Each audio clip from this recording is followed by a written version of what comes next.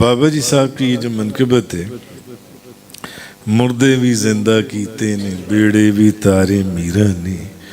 میرے غوث دے قدم نو رکھیا کندیاں تے کتباں پیرا نے۔ حضور غوث اعظم کی وہ ایسی کرامت تھی جس نے اس دور کے نہ صرف ہزاروں لوگوں کو مسلمان کیا، بلکہ آپ کا قاضی الحاجات اور غوث اعظم ہونا زبان زد خاص و عام کیا کہ ایک دن آپ دریا کنارے ایک سرسبز مقام پر عبادت میں مصروف تھے اور چند عورتیں پانی لینے دریا پر آئیں اور اپنے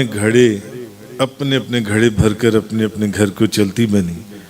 مگر ایک بوڑھی اماں جی گھر جانے کی بجائے دجلہ کے کنارے دردناک انداز میں زار و قطار رونے لگی۔ آپ نے خادم سے پوچھا کہ کیا معاملہ ہے؟ تو اس نے کہا کہ ان اماں جی کا ایک اکلوتا بیٹا تھا جو 12 سال قبل دریا پار دھوم دھام سے شادی کروا کر دلہن اور بارات کے ساتھ گھر واپس آ رہا تھا کہ اپنی کشتی سمیت دریائے دجلہ میں ڈوب گیا۔ تمام باراتیوں سمیت وہ کشتی ڈوب گئی۔ 12 سال گزر گئے، تب سے یہ بوڑھی عورت روز دریا کے کنارے صبح سے لے کے شام تک اسی دردناک انداز میں روتی رہتی ہے۔ اب یہ واقعہ جب حضور محبوب سبحانی شیخ عبدالقادر جیلانی نے اپنے اس مرید کی زبان سے سنا تو آپ بڑے مضطرب ہوئے اور دریائے شفقت جوش میں آیا۔ خادم سے کہا کہ ان اماں جی کو میرے پاس لے کر آؤ۔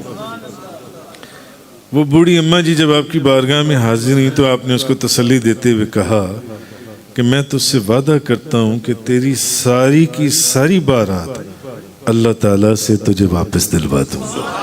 یہ کہا اور دعا فرماتے ہوئے سجدے میں چلے گئے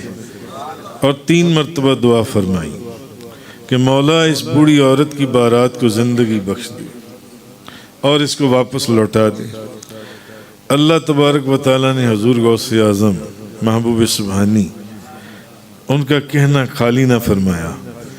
اور دریائے رحمت پھر جوش میں آیا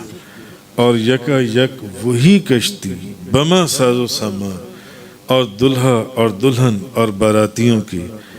دریا کی سطح کے اوپر نمودار ہوئی اور کنارے پر آ لگی۔ اس بوڑھی عورت کی تو خیر خوشی کی کوئی انتہا نہ رہی، آپ کے قدموں میں گری اور اجازت لے کر گھر پہنچی اور خوب خوشی منائی۔ جی اس کرامت کا جب بغداد میں شور مچا اور آس پاس کے علاقوں میں شور مچا تو کتابوں کے اندر لکھا ہے کہ ہزاروں کافر اور بت پرست اسی دن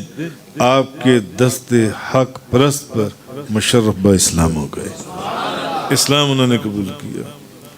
اور نہ صرف خلاصت القادریہ میں حضرت شیخ شہاب الدین سہروردی بلکہ ہزاروں علماء اور مشائخ نے تاریخ کے ہر دور میں اس واقعے کو دنیا کے مختلف ممالک میں مختلف زبانوں میں مختلف طریقے سے منظوم بھی اور نثری بھی بیان کیا کہ اگر صرف ان حوالوں کو اکٹھا کیا جائے جن علماء اور مشائخ نے اس واقعے کو اپنی کتابوں میں بیان کیا تو ایک ضخیم کتاب بن جاتی ہے۔